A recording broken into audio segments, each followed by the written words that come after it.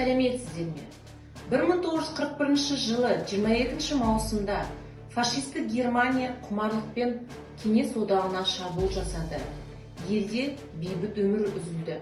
Неміс фашистік басқыншылары Кеңес халқына қарсы келіп, Ұлы Отан соғысы басталды.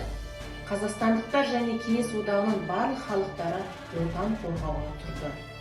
Қазақстан аумағында жауынгерлік іс-қимылдар болған жоқ, бірақ қазақстандықтар соғысқа да, жауды талқандатуға да және кеңес әскерін қажетті барлық нәрсемен қамтамасыз етуге белсене қатысты. Майданға 1.200.000-ға жуық қазақстандықтар кетсе, ал 6 миллионға жуық адамдар қаза тапты. Кеңес одағының батырына 500-ден астам қазақстандықтар ие болса, даңқ орденінің иегерлері 113 адам 3 дәрежелі атаққа иеленді. Қазақстан Кеңестік социалистік республикада 12 атқыштар дивизиясы, 4 кавалерия дивизиясы, 7 атқыштар бригадасы және 50-ге жуық жеке полктер мен батальондар құрылды. Сол кездегі Қазақстан Кеңестік социалистік республика тұрғындары майданға 4 миллиард 700 миллион рубль ерікті қайырымдылықтар жіберілді. Барлығы майдан үшін, барлығы жеңіс үшін деп аталатын ұраны әрбір тыл ұжымында шырқалды. ГУЛАГ пен Карлаг бұл оқиғадан өтпеді. Соғыстың алғашқы күнінен бастап барлық өндіріс әскери келісімге қайта құрылды. Соғыс жылдарында ауыр жағдайына қарамастан, лагерь тұтқындары жеңіске жету үшін өз үлестерін қосуға тырысты. Соғыстың алғашқы күндерінен бастап ГУЛАГ өз кәсіпорындарында майданға қажетті тапсырыстарды орындауды ұйымдастырды. Колониялардың барлық өнеркәсіптік кәсіпорындары оқ, дәрі, киім-кешек және Қызыл армия үшін ас пен әскери өнімдерді шығаруға талаптанды.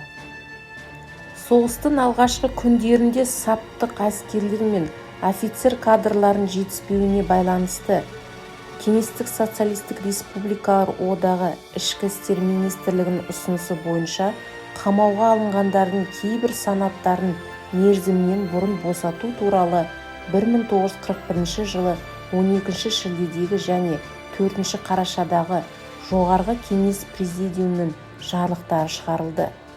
Қызыл әскердің жұмыс істеп тұрған бөліміне 157 мың адам көшірілді.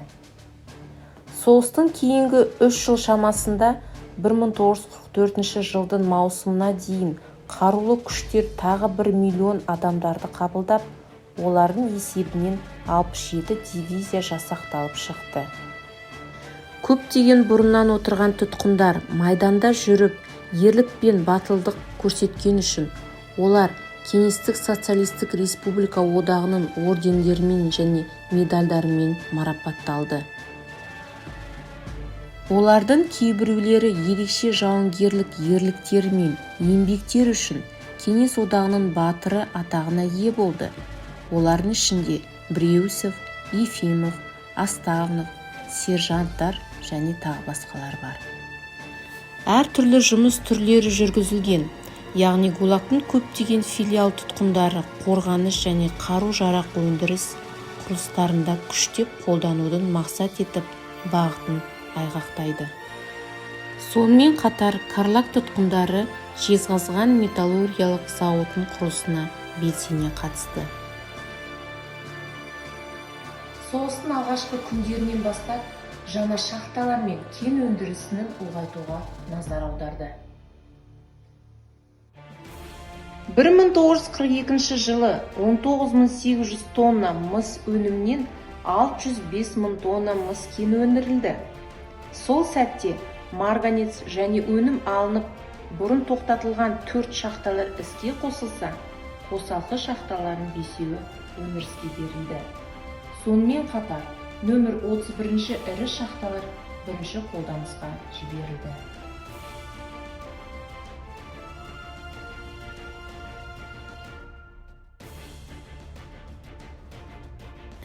Кейінгі жылдары сым қорғанысы барлық мыстың жартысынан көбін Кеңестік социалистік республика одағының қорғанысы өнеркәсібіне берді. Егер соғыстың алғашқы жылында жезқазғанда 5 шақты болса, соғыстың соңғы жылдарына қарай 17-сі болған. Мұрағат материалдарына сүйенсек, соғысқа дейінгі Қарлақта 159 жоғарғы білікті агрономдар, ірі қара малдың 70 маманы, 32 мал дәрігері, 56 мал дәрігері және қой шаруашылығындағы 15 мал дәрігерлер болғаны белгілі. Соғыстан кейін олардың саны едәуір өсті. Мысалы, 1950 жылы лагердің шаруашылықтарында 200-ден астам агрономдар жұмыс істегені байқалды. Соғыс жылдарында Қарлақтың Қызыл армия арнайы бөлімшесінде жаяу аттарымен, артиллериямен конвойлар қамтамасыз етілді. 1941 жылы қазан айында лагер алғашқы партияны тапсырды. Олардың ішінде 1443 жылқы болғаны, барлығы да жарамды деп табылды. 1940 жылы Долинкада тұтқындардың қолдарымен арнайы жөндеу механикалық зауыты салына бастады. Майдан басталғанда зауыт М-50 миналары егеріп және шығаруды басты тапсырмасын алды. Сапаны тексергеннен кейін, яғни сапасы өте жоғары болғандықтан, зауыт М-82 минаны өндіруге тапсырмалар алды.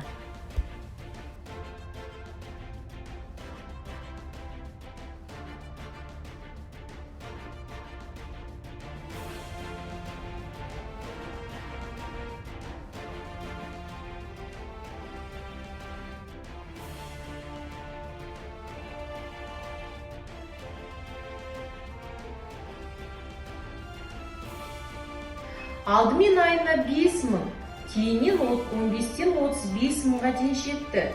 Ең жоғарғы өнімділік айына 40 мың мина жасау болды. Зауыттың цехтары соғыс аяқталғанға дейін жұмыс істеді. Механикалық жөндеу зауыты құрған уақыт ішінде 500 вагон М-82 миналарды майданға аттандырып жіберді. Қарлақтың өмір баянында тағы бір қызықты жайттар болды. Қазақстанда атқыштар дивизиясын құруға арналған механикалық жөндеу зауытынан 800 қылыш шығарылып қондырғыға іске қосылды.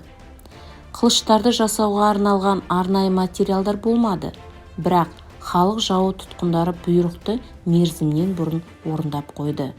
Вагондар мен вагондардың сынған серпілерінен жасалған қалақтар соғыс сынағынан төтеп берді.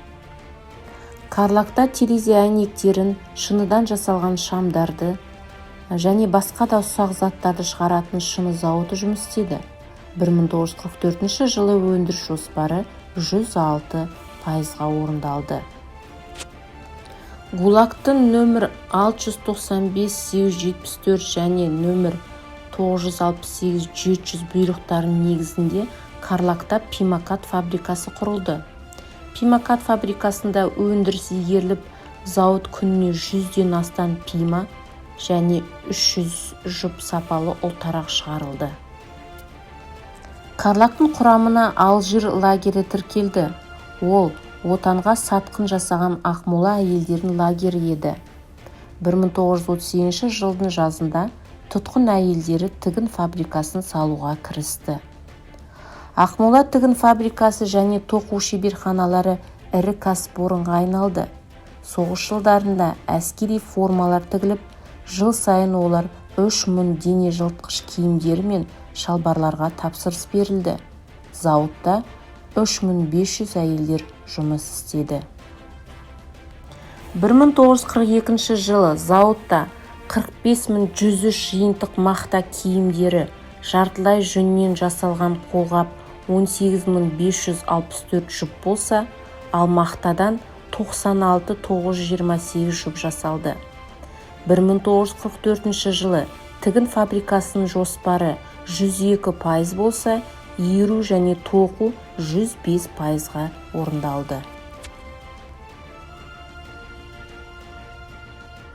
Қорытындылай келе, Қарлақтың тұтқындары Ұлы Отан соғыс жылдарында еліміздің әскери экономикасына үлес қосты.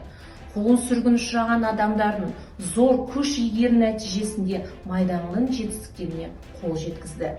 Жеңіске батылдық, шыдамдылық пен табандылықтың арқасында ие болды.